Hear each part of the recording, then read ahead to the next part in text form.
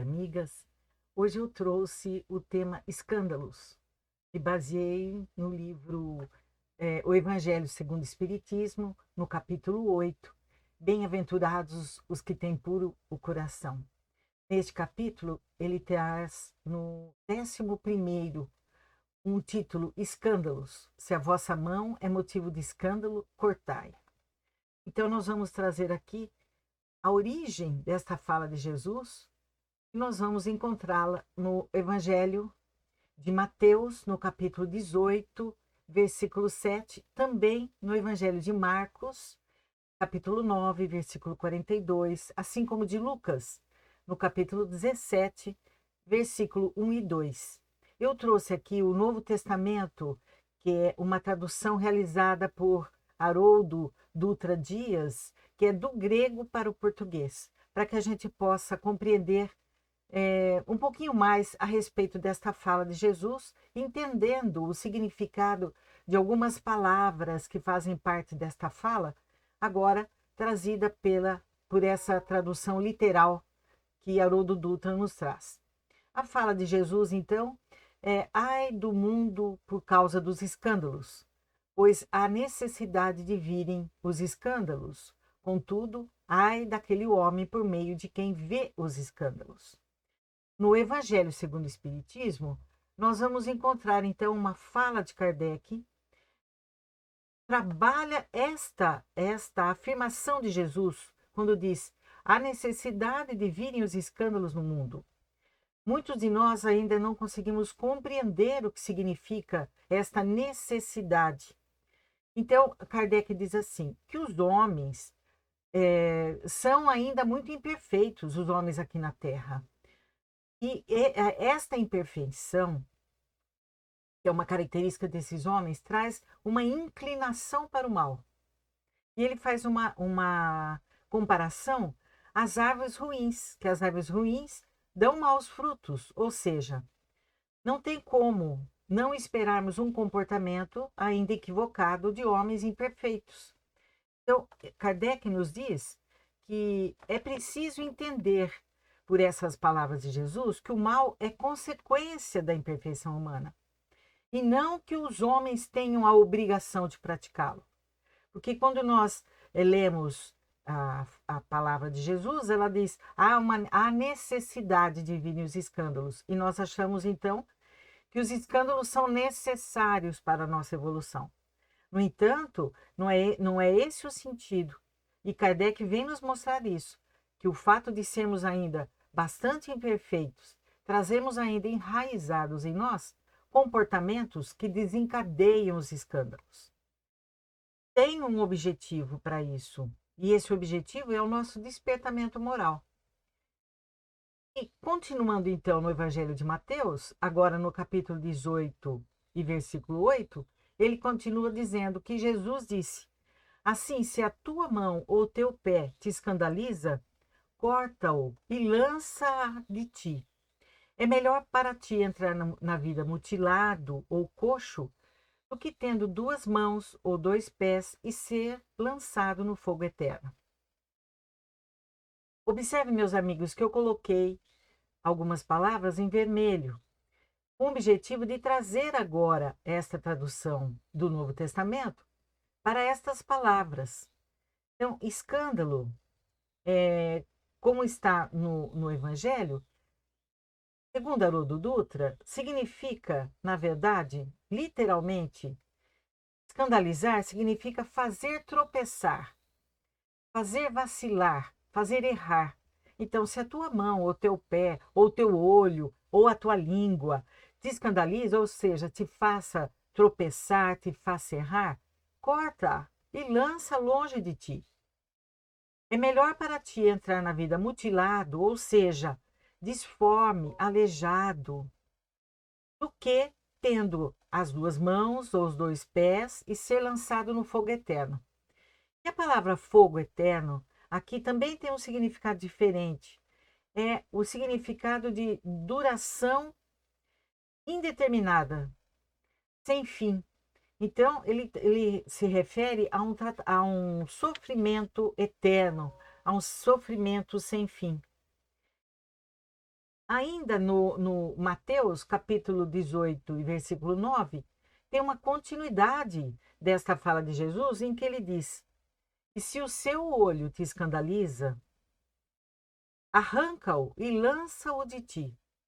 É melhor para ti entrar na vida com um só olho do que tendo dois olhos ser lançado no gena do fogo. Eu não sei se a pronúncia é esta correta, mas também tem um significado importante para que nós possamos saber. Haroldo Dutra nos diz que Gena era um local onde se faziam oferendas a uma divindade pagã e onde se queimavam pessoas vivas, crianças vivas, passando o local a representar o castigo que purifica os pecadores, e também conhecido como Vale dos Gemidos. Essa tradição popular, ela estava viva na época de Jesus. Então nós vamos observando, meus amigos, que Jesus utilizava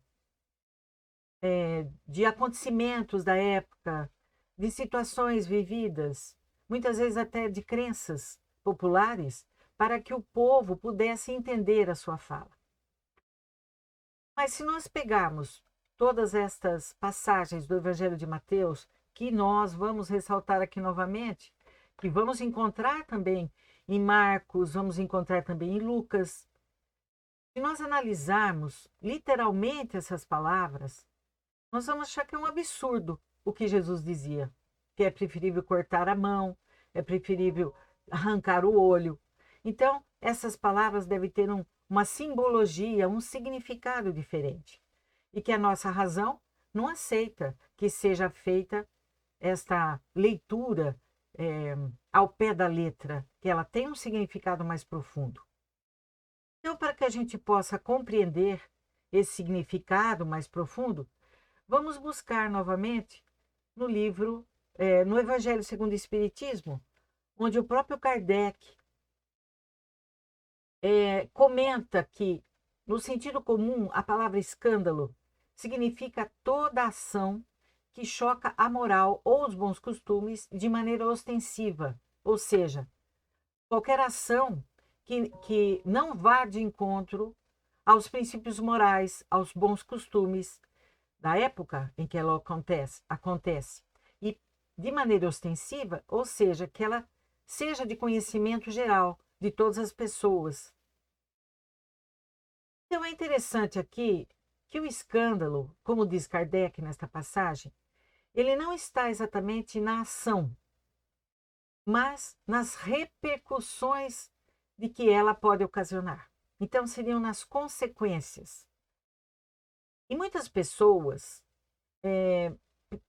preferem que o escândalo não venha à tona, mas com o objetivo de se preservarem diante da comunidade onde vivem, porque elas sofreriam, o seu orgulho as faria sofrer muito se fosse exposta à execração pública.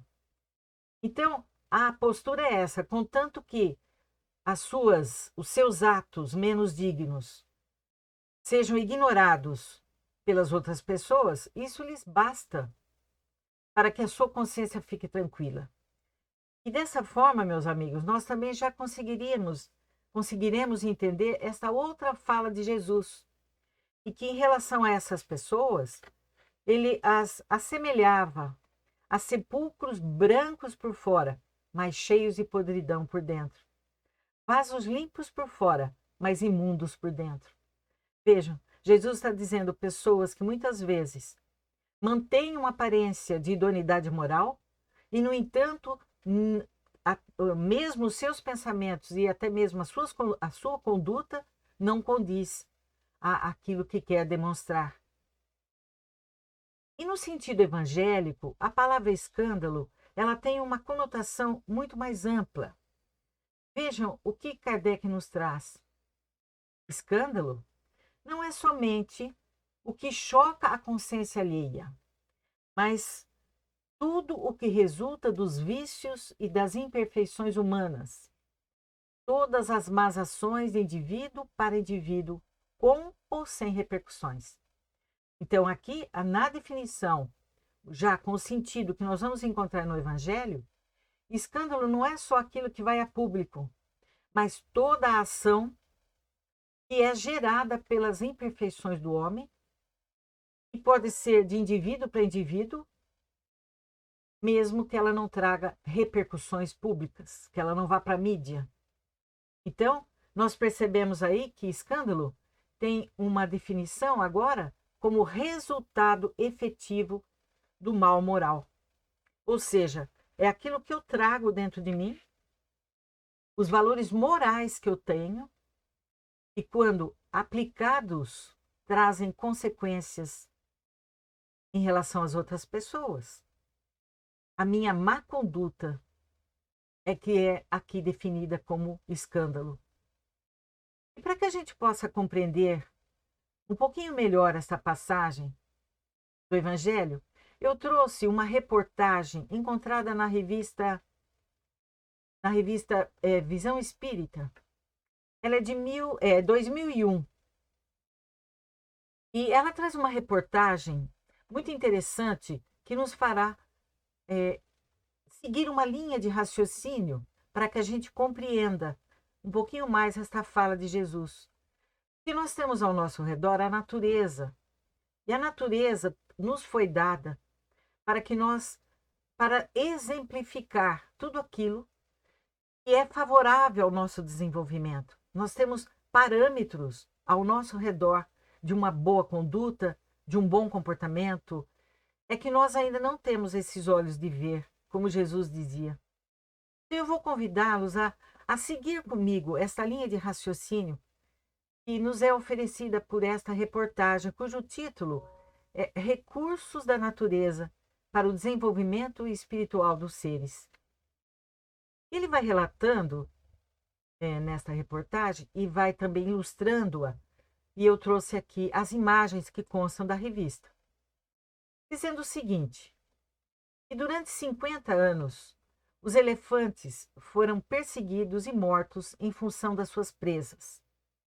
Lembrando aqui aos amigos e às amigas que as presas dos elefantes, elas são de marfim, trazendo, e que é de um alto valor econômico, e trazendo então a ganância desenfreada no homem, que ainda traz esses velhos hábitos que precisam ser modificados.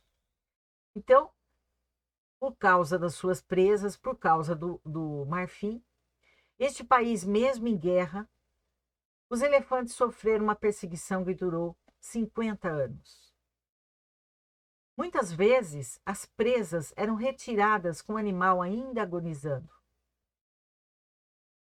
Cientistas que até hoje estudam o comportamento e o desenvolvimento das manadas na África constataram uma significativa alteração na procriação da espécie.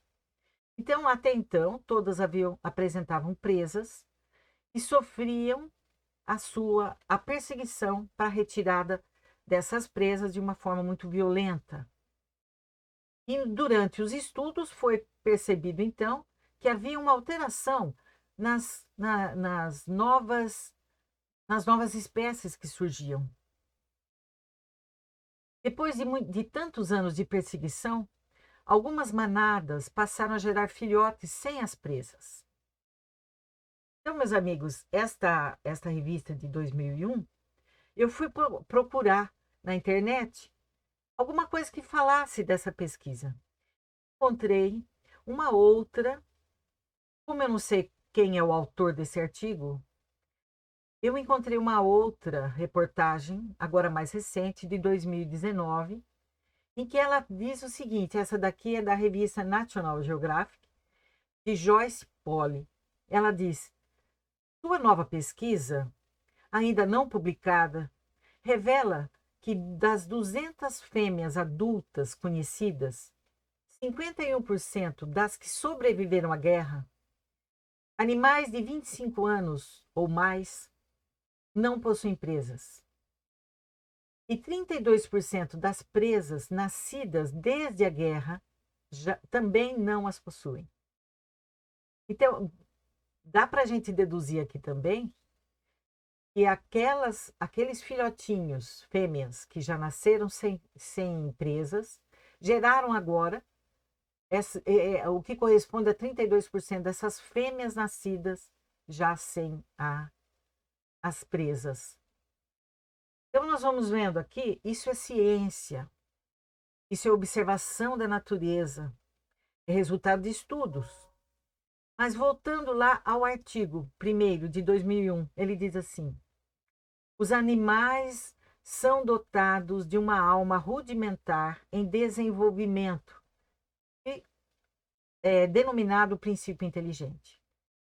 Ele já faz agora uma ponte com o que a doutrina espírita nos explica em relação ao tipo de alma rudimentar, ainda não a alma humana, mas que ocupa o corpo dos animais, de todas as espécies. É o princípio inteligente dando os primeiros passos na aprendizagem. Continua dizendo: o princípio inteligente de cada elefante dessas manadas, a cada experiência vivida na espécie. Observe, meus amigos, aqui essa foto. Os elefantes ainda com presas, em contato com as carcaças dos seus iguais, né, da sua mesma espécie, agora que foram sacrificados. Ele ainda nos diz: durante esta experiência, ele foi registrando ao longo dos 50 anos da perseguição e da violência sofrida em função de suas presas. O princípio inteligente foi registrando, foi acumulando essa experiência. Esses registros traumáticos acabaram provocando uma reação instintiva de autodefesa. Aqui não se inclui o raciocínio, a inteligência. Ele está dizendo, houve uma reação instintiva, bloqueando o desenvolvimento do marfim, da qual se constituíam suas presas. Então, nós vamos buscar lá no Livro dos Espíritos, na questão 729, onde você está convidado a buscar para saber um pouquinho mais sobre o princípio inteligente, que não é o objetivo da nossa fala agora, e que Kardec afirma que os espíritos asseveram: toda destruição antecipada obsta, ou seja, interrompe, impede o desenvolvimento do princípio inteligente. Por isso foi que Deus fez que cada ser experimentasse a necessidade de viver e de se reproduzir. Fica novamente evidenciada a elaboração progressiva do princípio inteligente. Então, cada reencarnação vivida pelo princípio inteligente vai acumulando experiências.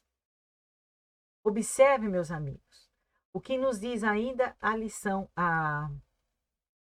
no Evangelho segundo o Espiritismo, quando se refere a esta fala de Jesus.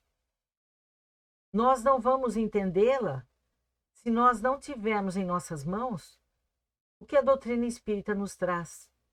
Kardec nos diz: muitas coisas, entretanto, não podem ser compreendidas sem a chave para as decifrar que o Espiritismo faculta. Ou seja, o que o Espiritismo nos fala sobre a necessidade, ou melhor, que nos permite compreender esta fala de Jesus. Se a sua mão é motivo de escândalo, cortai-a. E nós poderíamos estender aí, referindo-nos também à fala de Jesus, os seus pés, os seus olhos.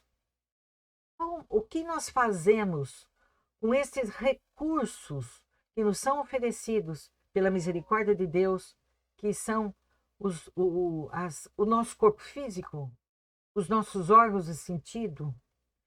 O que nos traz em termos de progresso? E o que nos traz em termos de escândalo?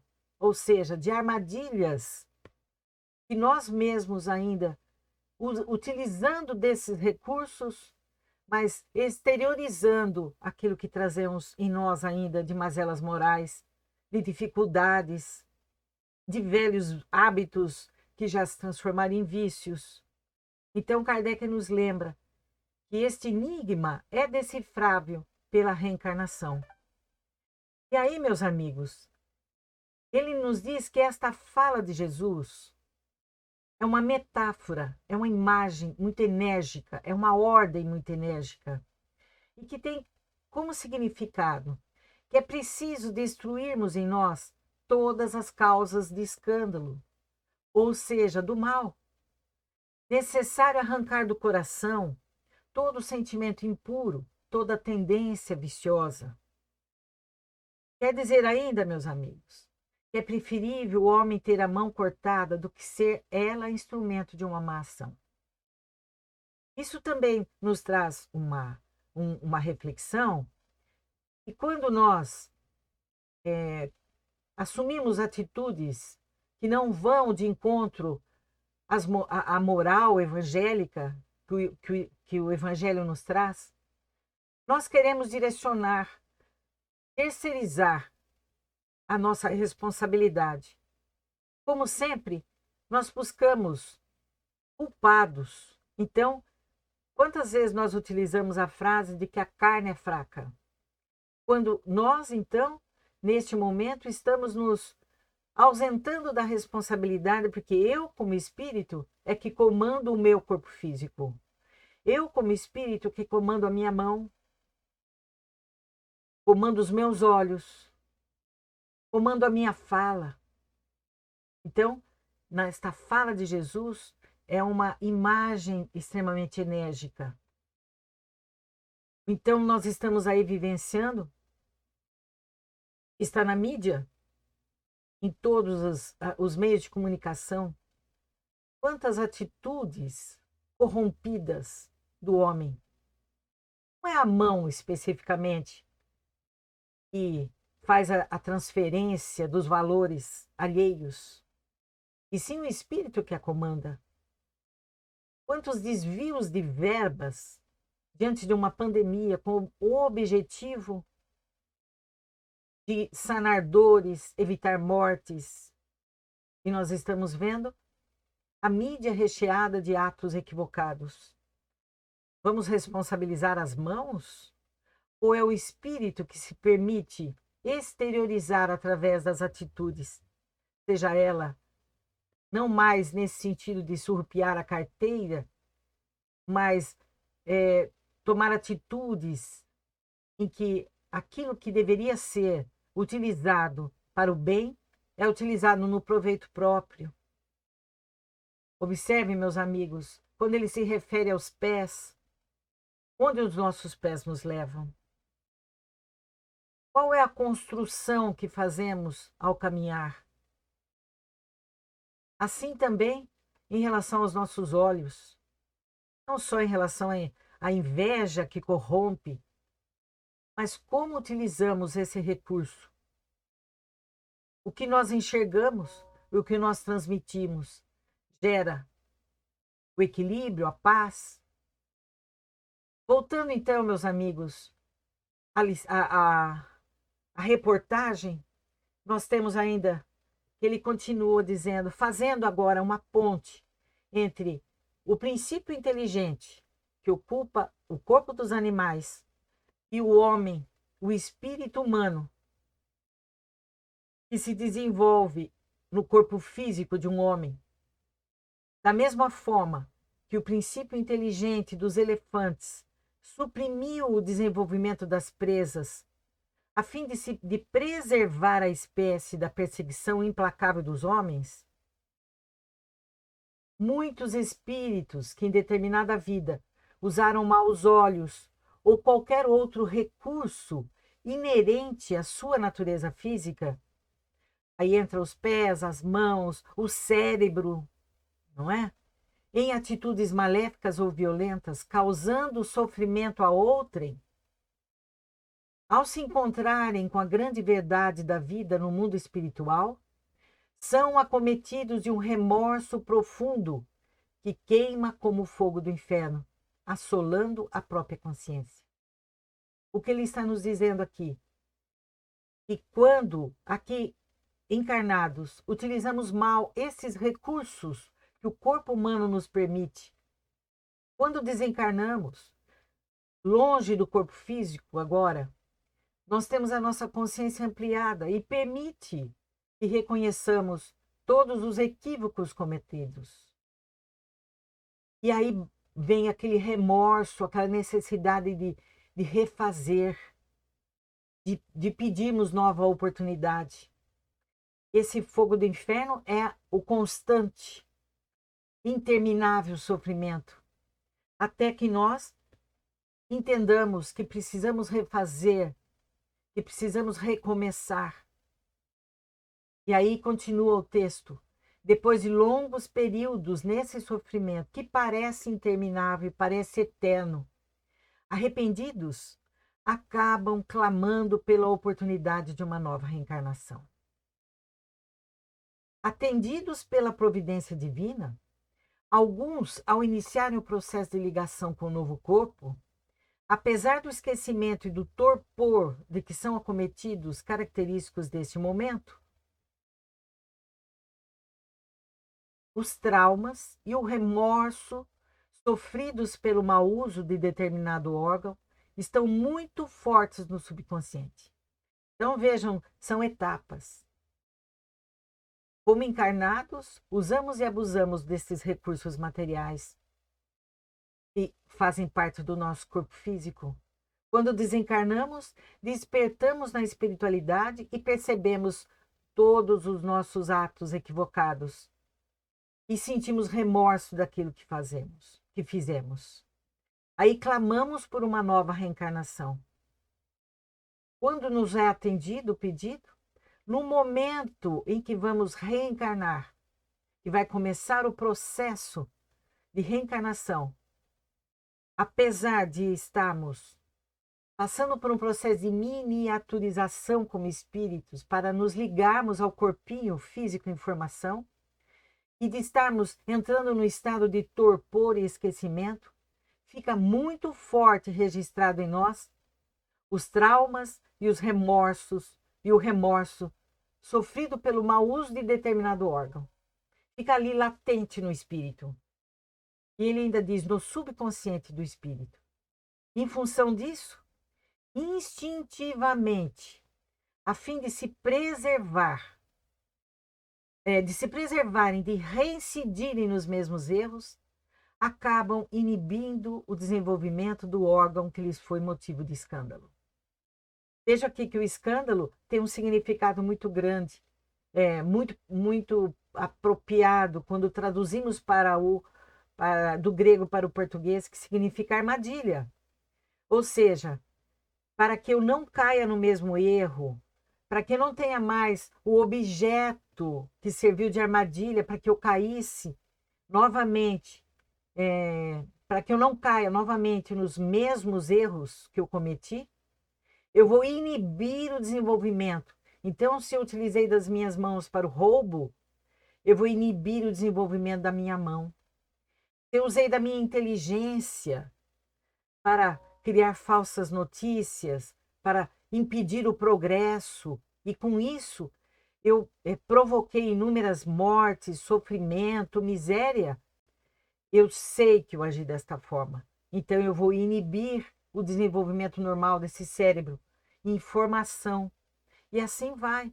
Então ele nos diz, é assim que nascem cegos, coxos e com as mãos mirradas. Olha que linha de raciocínio que nos vai dando a compreensão de que tudo que nos acontece não é castigo divino, e sim que nós, quando nós não conseguimos seguir as leis divinas, quando nós as não cumprimos, não obedecemos, nós sofremos consequências pelas nossas escolhas.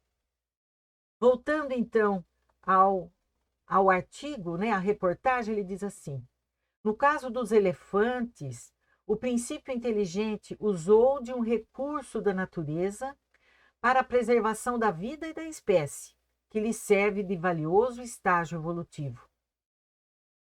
Mas, no caso dos espíritos humanos, os recursos da natureza são usados para a preservação moral.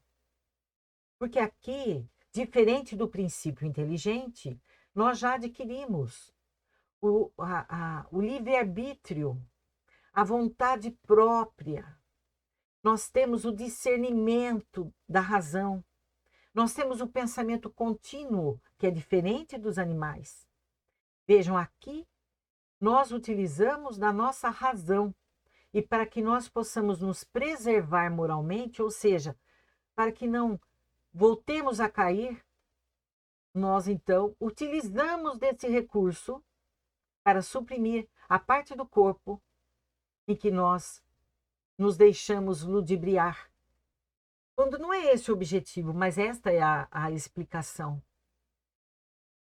E finalizando, então, a reportagem, ele nos diz: Jesus, há mais de 2000 anos, falou sobre as questões humanas, abordando tudo o que o homem veio a conhecer e sobre tudo o que ainda vai descobrir. Por isso, ele afirmou que as suas palavras jamais passarão. Então, meus amigos, os ensinamentos de Jesus são atemporais. Não existe época, não está fora de moda, fora do tempo. E que nós, sim, é que vamos pouco a pouco compreendendo a fala que é constada, que consta nos evangelhos. A fala de Jesus que está lá no evangelho. Jesus não deixou nada escrito. Os seus apóstolos e aqueles que conviveram com Jesus, posteriormente, depois de muito tempo, alguns anos que se passaram, é que foi registrado de forma escrita os ensinamentos de Jesus. Mas ele está dizendo que Jesus falou sobre todas as questões que se referem ao ser humano. Nós é que vamos aos poucos entendendo esta fala. E o artigo continua dizendo: quando os homens se derem ao trabalho de estudar as palavras de Jesus sob a luz do Espiritismo, acabarão descobrindo a si mesmos e se harmonizando com a natureza, com a sua natureza mais profunda. Então, meus amigos, nós poderíamos pensar assim: por que a luz do Espiritismo? Porque o Espiritismo é o consolador prometido por Jesus. É a continuação do trabalho de Jesus. É o esclarecimento de suas revelações. Então, a reencarnação, trazida pelo Espiritismo, na sua explicação, porque também ela já existia antes da vinda do Espiritismo, a crença da reencarnação, mas ele vem através da sua explicação, trazendo uma visão mais clara, mais lógica e a sua aplicabilidade na nossa vida. Através desses esclarecimentos que foram elaborados pelos espíritos superiores, sob o comando do Espírito de Verdade, é que nós passamos então a compreender Jesus e entender Jesus na sua grandeza, através dos seus ensinamentos. Através dos ensinamentos de Jesus, meus amigos, sobre a visão espírita, sobre a ótica espírita, é preciso que nós absorvamos a sua essência. Porque quando absorvemos a essência do ensinamento, nós vamos desenvolvendo em nós uma consciência espírita. Não no sentido de uma consciência de quem é espírita, mas uma consciência de quem é o espírito reencarnado nesse momento, mas um espírito imortal. E nós passamos a viver em coerência com o conhecimento que nós adquirimos. Então, meus amigos, ele continua dizendo assim: absorvida esta consciência, a própria vida falará conosco à semelhança do fato dos elefantes, confirmando a cada acontecimento à nossa volta as verdades com que o conhecimento espírita enriqueceu a nossa vida. Então, nós vamos compreendendo cada consequência dos nossos atos como uma fala da vida para nós. E que nós vamos tentando, então, perceber-nos e aplicando o conhecimento da doutrina espírita, ou melhor, aplicando o conhecimento dos ensinamentos de Jesus, nós vamos enriquecendo a nossa vida. E nesse estágio de compreensão, nós deixamos de ser empurrados pelas circunstâncias e passamos a direcionar e administrar nossa existência com sabedoria. Eu deixo aqui com vocês esta imagem que representa a nossa estrada. A nossa estrada que ela só será limpa, sem obstáculos, quando nós entendermos, absorvemos e aplicarmos na nossa existência os ensinamentos de Jesus. Um grande abraço a todos e a todas e até uma próxima oportunidade.